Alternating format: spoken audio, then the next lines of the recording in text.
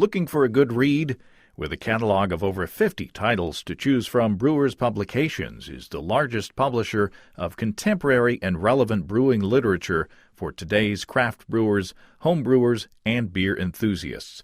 Whether you're just discovering beer or are a seasoned professional, Brewers Publications is the go-to choice for brewers and beer aficionados. Find BP Books on Amazon, at your local bookseller, or at brewerspublications.com.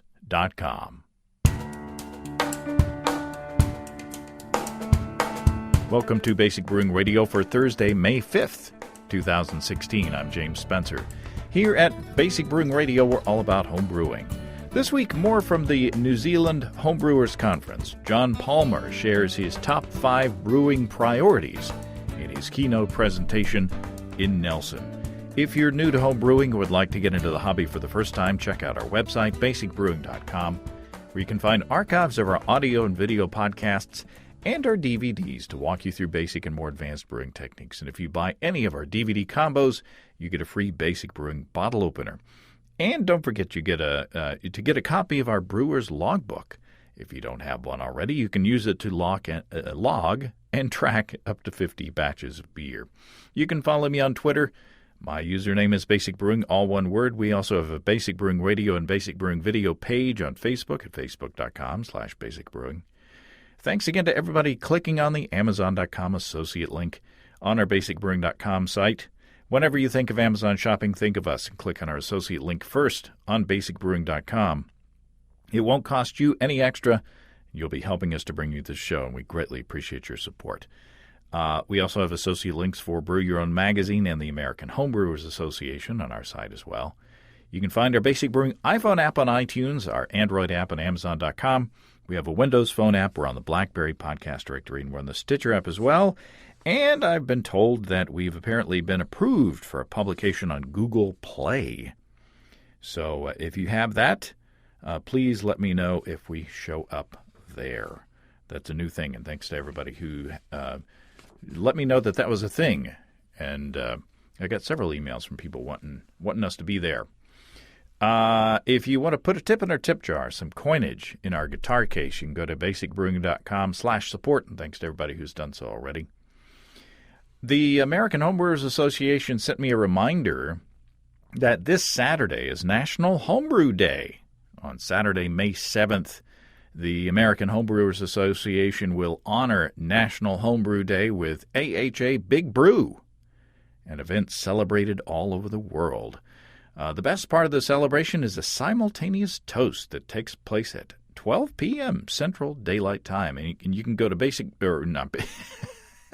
well, you can always go to basicbrewing.com, but you can go to homebrewersassociation.org to find where the nearest Big Brew event is happening around you. Yeah, noon our time is 10 o'clock in the morning on the West Coast, so you get an early start. Get your mash tuns warmed up and ready to go. That's a lot of fun. Let's take a look into the mailbag. Kevin from Chardon, Ohio, writes, up until this past weekend, my only 4 batches that I have brewed have been extract, one of which was a gallon Mosaic 15-minute IPA. Learned from your show. Very cool. This past Sunday, I tried a small batch brew in a bag, 1 gallon, all-grain New Albion clone. Also learned from your show. Thanks, Kevin. I think everything went okay, Kevin says. I was a little surprised how much trub and protein was produced during the boil. I started the brew in a bag process with a little over 1 3/4 gallons in hopes that after grain absorption and boil-off rate, I would end up with approximately 1 gallon to go into the fermenter. My calculations were just about right on. The only exception was the amount of trub that made up that remaining 1 gallon. I decided to pour almost the entire amount, trub and all, into the fermenter. After about 12 hours, it looks like 1/2 of the 1 gallon jug is sediment and only half liquid. So Kevin asks, will the sediment compact over the 2 to 3 week fermentation? Will that much trub going into the fermenter cause any off flavors? Should I shoot for 1 1/4 to 1.5 gallons next time to ensure that I have 1 gallon of clean wort going into the fermenter? What do you do when you do your 1 gallon all grain? Do you strain, siphon, or just dump it all in? Well, first of all, congratulations on your first all grain batch, Kevin, your first brew in a bag batch as well. Yeah, you'll get more trub from an all grain batch than an extract batch. The extract manufacturer takes care of most of that stuff for you. Once fermentation is complete, and 3 weeks is probably a little long. A couple weeks in the fermenter should be fine. Once that fermentation is complete, the trub will compact a bit in the fermenter. And, you do have to adjust your water amounts going from extract to all grain, especially in small batches, where even a little variation makes a bigger difference. You'll get different opinions from different brewers on whether to dump all the trub into the fermenter or not. I just pour it all in. And, the beers turn out fine. With small batches especially, I want to get every last drop of wort into the fermenter. So, it just hurts my feelings to leave some left behind. Having said that, if you want to experiment with, going into the fermenter with and without trub to see if you can detect a difference, that would be a fun experiment. So let me know if you do. On Monday, I posted an episode of Basic Brewing Video. Steve and I tasted our latest batches of brew. Mine was a revisiting of my rye wit session beer recipe. And yes, it's not a wit. It's not really a wit, but it is made with rye and wheat. So therefore, we jokingly call it a rye wit, but it's not. Somebody commented on YouTube, it's not really a wit. No, I know it's not a wit. I said in the recipe, or I said in the episode, it wasn't a wit. Anyway, this rye wit, I used Nelson Sauvin hops. Very tasty and only 2.5% ABV. Steve brewed up a really good ESB that's just really delicious. I think I'm going to steal his recipe and brew one of those up myself. So check that episode out on basicbrewingvideo.com or our YouTube channel, youtube.com/basicbrewing, or on your various feeds and such. And Steve brewed that ESB on his electric brew-in-a-bag system from our sponsors, High Gravity in Tulsa, Desiree and Dave at High Gravity. So if we go to highgravitybrew.com and search for ESB, we find a couple of High Gravity's ingredient kits. They have Emerald Isle Ale. This homebrew beer kit is a balance between bitter and malt. The addition of caramel malt creates a richer malt character. Brewed with emerald hops, they add a fruity and floral aroma and flavor. Or if you want to go a bit more traditional, Pippin's ESB. Pippin is Desiree and Dave's parrot, by the way, and their mascot. Pippin's ESB is inspired by Fuller's ESB. It has a rich mahogany appearance, the flavors of cherry and orange balanced by soft malty toffee and caramel note, delivers everything you would expect from a full-bodied ale. The unique blend of hops imparts grassy, peppery notes along with intense citrus fruit characters of grapefruits, oranges, and lemons. The blend of pale ale and crystal malts in the brew give a biscuity toffee element to the beer. That sounds really good. Both of those sound very tasty, and you can configure your recipe kits, ingredient kits to your preferences on the High Gravity site. And you can get flat rate shipping of $7.99 on ingredients and many other items when you go to highgravitybrew.com. So tell Desiree and Dave that we sent you. highgravitybrew.com. Okay, as I said before in the podcast, one of my favorite things about our trip to New Zealand was being able to spend time with John Palmer, Tasty McDowell, and Chris White. Smart, talented folks who are fun to be around, as you find with most homebrewers. Most homebrewers are good folks. In John's keynote, he shares his top 5 brewing priorities. Hey, thank you, John, for coming all the way over. So our final keynote for the day is John Palmer. Thank you.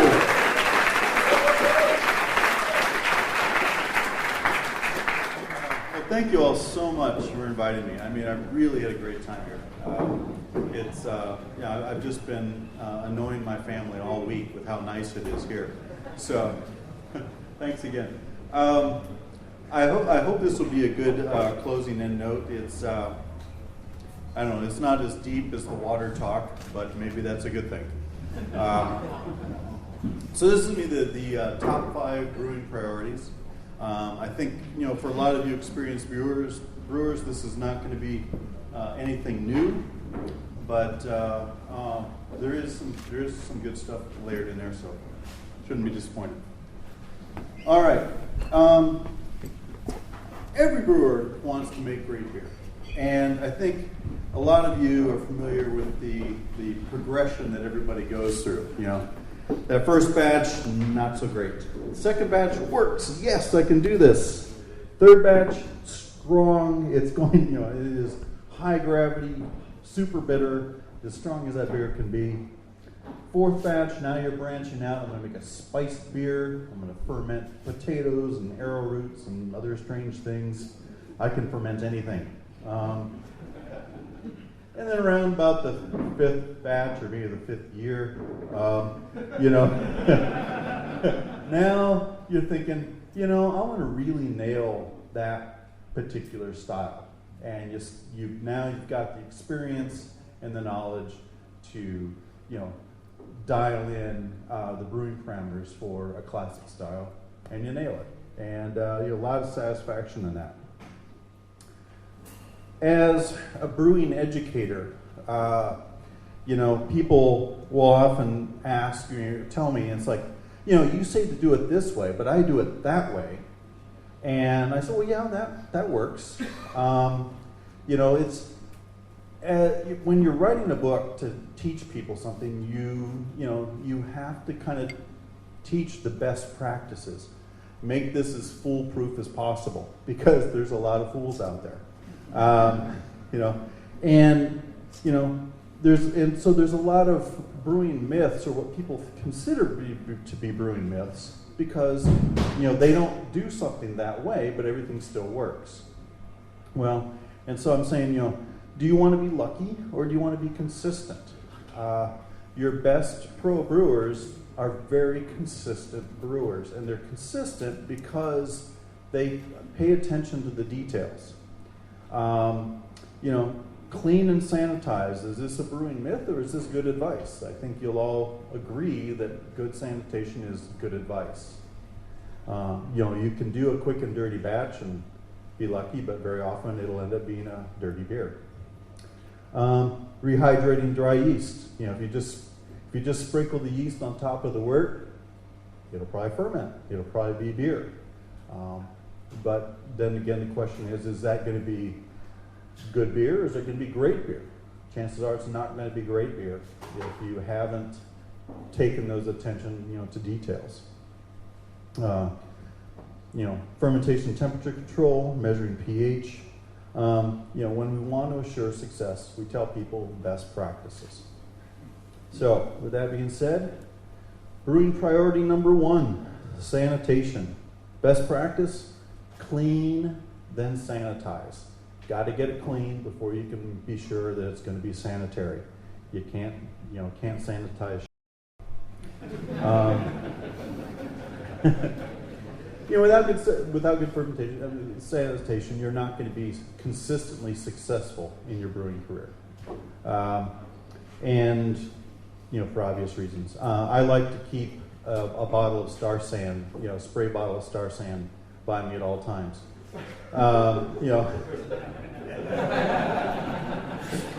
Your customs here are so strict.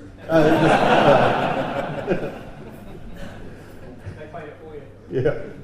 But, whenever you're brewing, you just, with Star San and a spray bottle, you can quickly spray down something, that's of, marginal sanitization, and be assured that it's sanitary and you can move on. It's handy that way. Okay. Number 2, fermentation temperature control. Best practice, consistent temperatures means consistent beers. Don't start fermenting warm and then start cooling down your fermentation as it progresses.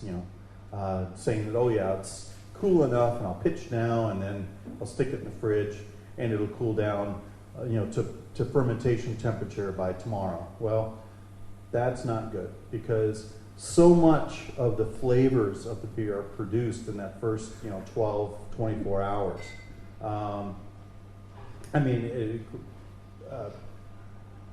More correctly, they're produced in the 12-hour to 24-hour period, not the first 12. But that's where the beer character is being set. So it's better to pitch a little bit cool and allow that to warm up, and you will have less of these precursors, less of the acetaldehyde, less. What's the other one? Fast one. Yeah. Well, whatever.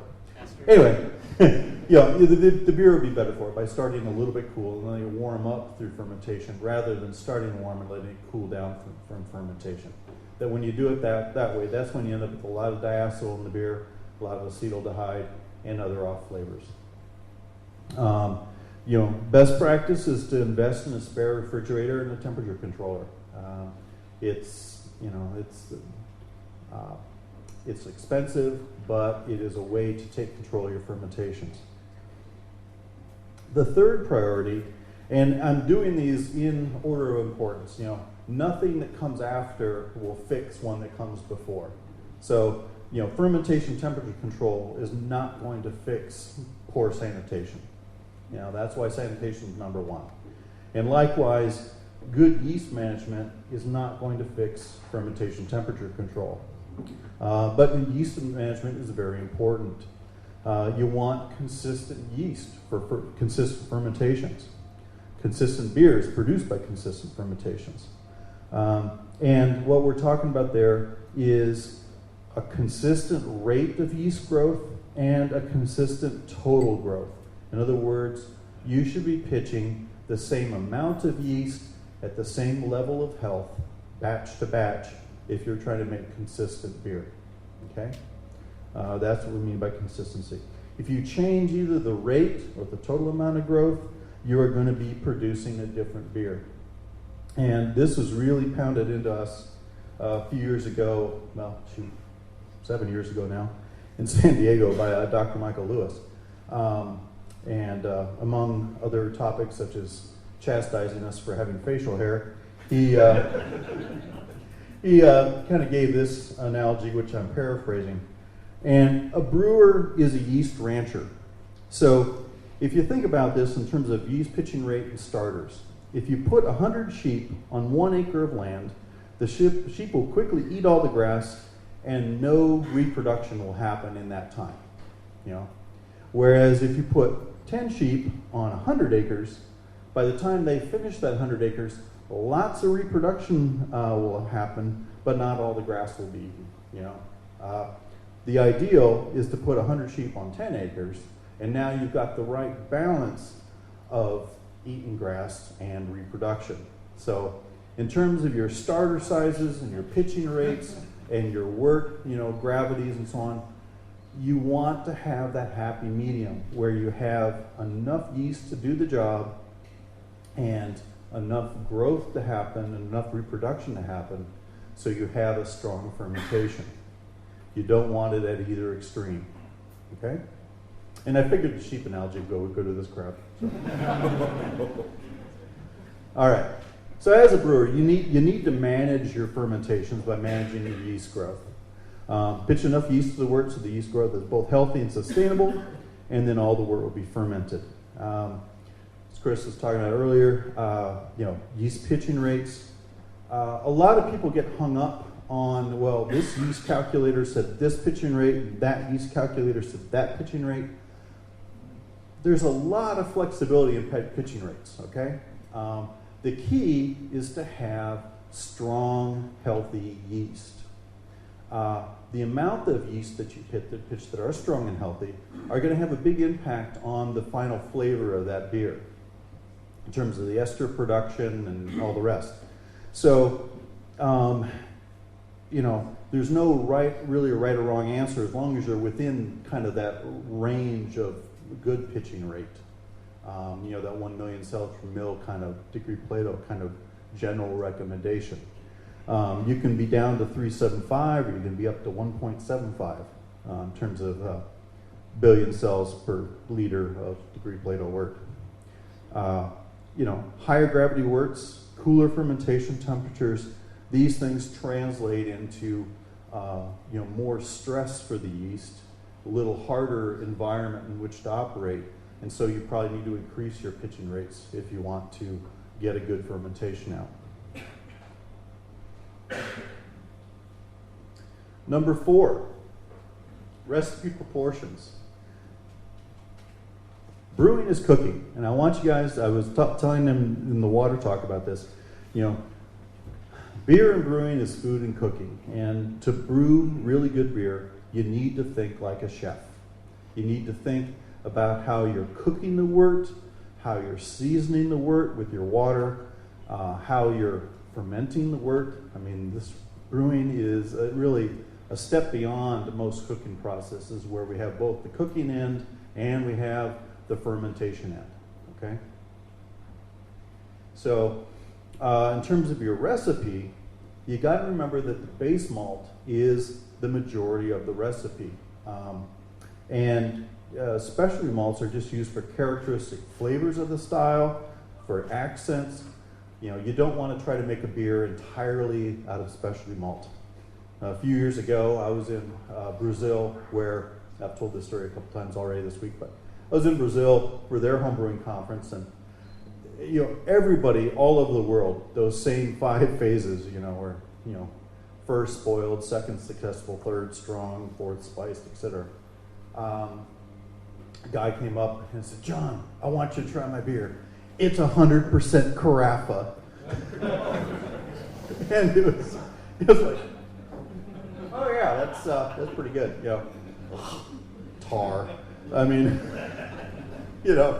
but so specialty malts are tended to be just for accent or for a characteristic flavor up to about 10-15% of the recipe, not more. I like to compare beer recipes to sandwich recipes. Think of the proportions you use when making a sandwich. The bread is the bulk of the sandwich. Think about a good quality bread.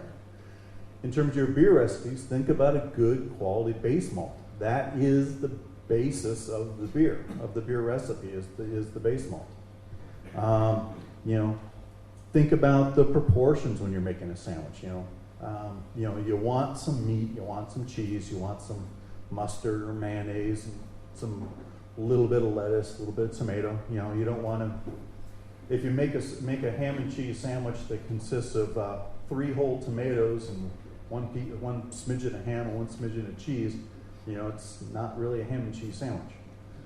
Same with your beer recipes. If you put in, tons of Carafa malt or caramel malt, it's really not much of a beer. It is, that fermentation of that one item. So, good proportions for your beer recipes. Think like a sandwich. All right. So, 3 things when building beer recipes. 1, build from a classic style. Take a known recipe, take a classic recipe, such as the ones in Brewing Classic Styles by Jamil, and then tweak that, because that's a good basis to start from. Look at those recipes and look at the proportions of the different malts that are used in that recipe, and look at the types of malts that are used in that recipe, and use that as a stepping off point. If he's using Crystal 40, then think, okay, maybe I'll use a little Crystal 20 and a little Crystal 60 in place of that Crystal 40. Change it up a bit, or maybe I'll step the proportion up a little bit, just to tweak the flavor. Tweak it the way you like it, but work from kind of a known baseline. Think about the total proportions. Mainly base malt, about 10%, 10-15% for your signature flavor, such as roast barley in a stout, And then 1 to 3% of accent malts, other caramels, other roast malts and so on, oats or whatever, to add some accent. But that way, you're building a proportioned structure. And keep it simple but not boring. Single malt, single hop style beers are useful learning tools to learn how, what these single flavors are, but as a composition, they are rather boring. So useful as a tool, not really as something you want to brew regularly. Okay. Number 5, water. The final frontier. Why? Because it is a small difference, but it can be a significant difference. And the way I like to think about adjusting water and adjusting your beers is that it can be the difference between good and great, or between scores in the 30s and scores in the 40s in a competition, okay? It's real easy to make beer. And, you've had lots of homebrew, you've had, your friends' beers, your uncle's beers, and you can drink them, but when it comes to a choice of beer A or beer B or Sierra Nevada, you may go for that beer that has that, real nice proportion. It really fits together well. And that difference is often in the water, the way the composition really comes together. So there's 3 aspects to adjusting your brewing water. The first is pH, because the pH of the mash determines the pH of the wort, which determines the pH of the final beer, and the pH of the final beer controls how the beer flavors are expressed to your palate. If it's too alkaline, the flavor kind of opens up and gets muddy. It gets too broad. If it's too acidic, then it attenuates too much and it gets too singular. What you want is a beer pH that's, the happy medium, where you have some bright notes from your malts and you have some complexity from those malts, and you're able to, see the landscape. You can differentiate the hops from the malt and the yeast character from the hop character and so on. The pH, adjusting the pH just right is going to allow all those things to happen. If it's too much one way or the other, then you tend to get more one-dimensional kind of flavors. The next is the sulfate to chloride ratio, and everybody who's in the water talk heard me talk about this ad nauseum. But sulfate to chloride ratio is kind of a benchmark number. You use it to kind of gauge how hoppy versus how malty the seasoning of the water is to the character of the beer, okay? More sulfate, hoppier; more chloride, maltier. Chloride rounds out the malt character. It kind of makes it a little sweeter, a little fuller tasting, whereas sulfate kind of dries out the character of the beer. Makes the bitterness more aggressive up front, but it fades quicker. And I've done a number of commercial brews with different breweries over the last couple of years where we've proved this time and again. We did it in Grand Rapids at NHC a couple years ago, and then more recently at Ballast Point a year ago. Just changing the residual alkalinity of the water and changing the sulfate to chloride ratio can really make a difference on the way the hop character in an IPA, for example, manifests. The beer with the lower RA and the higher sulfate really had a more aggressive punch to the hop. Same amount of IBUs in both beers. The recipes were identical. But what was different was the way that hop character manifested on the palate. It was aggressive, it was up front, kind of punchy in the face, but then faded quickly, and you were ready to take another sip. Whereas the other beer, a little lower sulfate, a little higher residual alkalinity, the bitterness that was in the beer lingered on the palate. It wasn't so aggressive up front, but it lasted longer, okay? And in terms of the people that taste these beers, there's often very much a 50-50 split. Some people prefer the long and lingering, some prefer the fast and fading. It just depends on your personal preference. But the key is that you can actually change the character of the beer, and everyone that tastes the beer agrees that there is that difference. So understand that you have this lever and you have this control. The other one is the total seasoning level. And again, in the water talk, I talked about this. If you consider a Bohemian Pilsner, German Pilsner, Dortmunder Export, 3 beer styles, nearly identical recipes, identical ingredients, but different beer characters. And where does that difference come from? It comes from the water that's used to make these beers. You know, Pilsen, very low minerals, very light water, very soft beer character. German Pilsner, little bit crisper, a little more mineral character, some more clean edges on that character, versus Dortmunder Export, a lot of minerals, very robust beer character, very large filling beer. But again, nearly the same gravities and ingredients. It's just the water character and how that those ingredients are expressed to. So, okay. You will often hear, "Don't worry about the water. The beer will be fine." Well, it's like saying wings. Don't worry. You just need enough speed.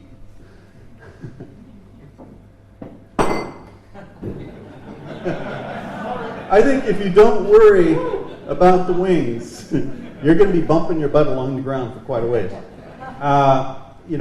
They're really, again, water can have a very significant effect on the beer character.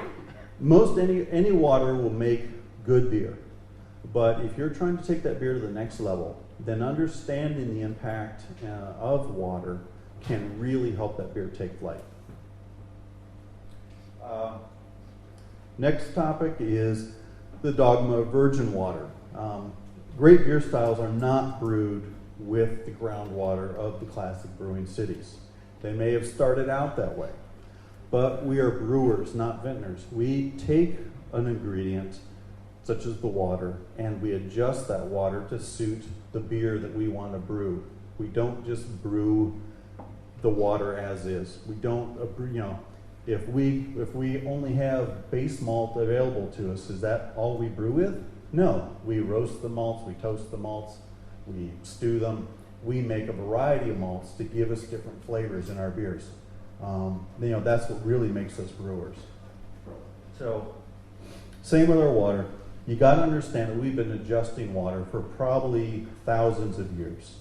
Whether it was just water filtration through sand filters, charcoal additions to take out organics, salt additions, acid additions. These have all been going on for at least hundreds of years. And we've got the documentation to prove it.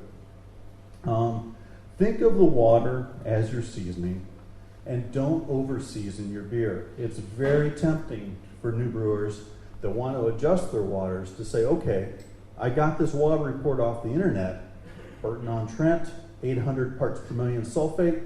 Okay, dump. So much alkalinity. Okay, dump that in. It's not going to brew a really good beer. You've got to understand that that's a very minerally water character, and yes, you want some of the effects of that highly mineralized water. The sulfate punch, the firmness of body in the beer from that water, that high hardness water, but you don't want all of the effect. You don't want to drink a wallboard beer. So, again, moderation, don't over-season. In terms of adjusting water, think about adjusting the pH first. That's your big control in terms of beer flavor, and then adjust seasoning second.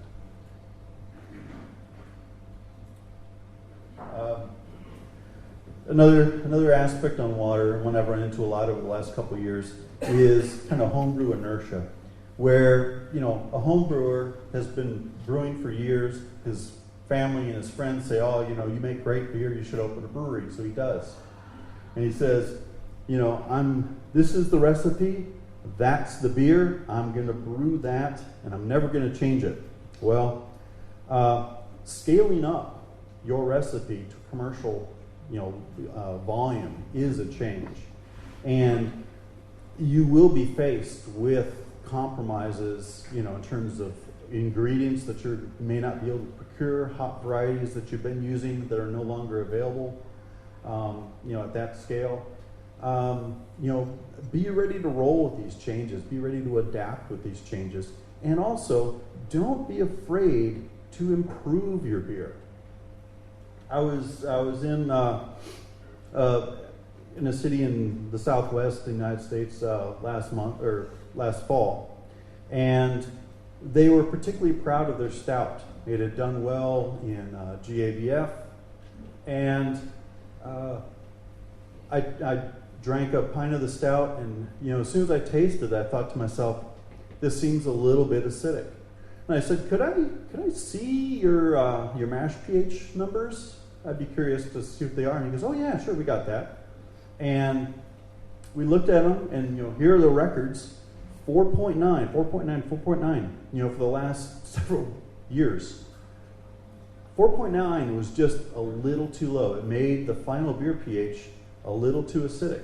And I said, I bet if you raise that mash pH a few tenths, 5.3 or so, I bet the malt flavors are going to open up a lot, because you've got a lot of interesting malts in this malt bill, but I'm not tasting them in this beer. And so they did. They started changing the water recipe that they've been using, and started using some calcium hydroxide to raise the alkalinity. And they were amazed at the changes in flavor that occurred. They were also amazed in the difference in time it took for them to water that particular recipe. It increased like another 50%. But they decided they could live with that because they really liked the changes in flavors they're getting. It really opened up the malt character in that beer.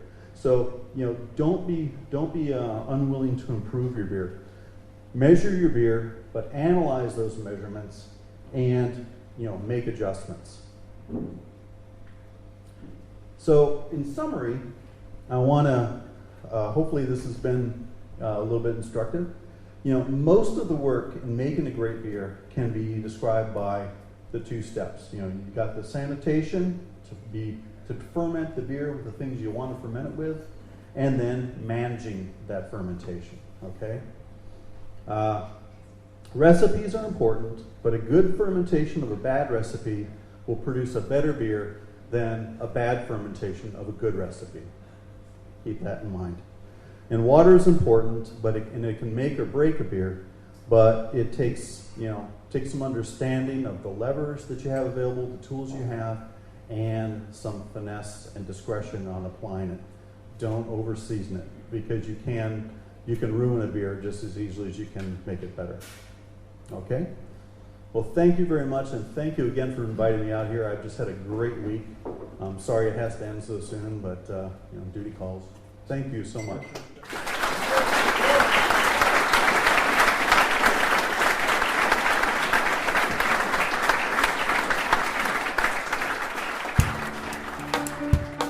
Thanks to John for letting me record his presentation. Solid advice. And he says he's working on an updated edition of How to Brew. So I'm looking forward to that. Lots of stuff it's a very quickly evolving hobby and profession. So lots to write about between the last time he wrote the book and this time. If you have brewing questions, show suggestions, or just want to say howdy, write to James at basicbrewing.com, or just fill out the contact form at basicbrewing.com. And please don't forget to tell us where you're from. You can check out our support link where you can throw a couple of bucks into the tip jar by subscribing financially to our podcasts. Be sure to check out our DVDs, Extract Brewing and Partial Mashing, Stepping into All Grain, Low-Tech Lagering and Decoction Mashing, and Introduction to Wine Kits. You can find them all on our site. Get a free Basic Brewing bottle opener with any DVD combo. You can check out our Basic Brewing shirts in the store as well. You can find our logbooks where you can track and log up to 50 batches of beer. Check all of that out at basicbrewingshop.com. Thanks to everybody who's continued to click on our Amazon.com link. We appreciate the support there. Featured products this week that were purchased through the link are How to Draw drawing and sketching objects and environments from your imagination. Your imagination. And Garmin Forerunner 910 XT GPS-enabled sport watch. Thanks again, everybody. And remember, I can't tell who bought what, so no worries there. Just click on the Amazon.com logo on our site the next time you feel like Amazon shopping. Would greatly appreciate your support. Don't forget you can also join the American Homebrewers Association and subscribe to Brew Your Own magazine, too, through associate links on basicbrewing.com. That's all until next time. Until then, thanks for listening, everybody. I'm James Spencer. Production help for Basic Brewing Radio, and our website is provided by Kelly Dotson. Basic Brewing Radio is a production of Active Voicing. We'll talk to you next time, everybody. So long.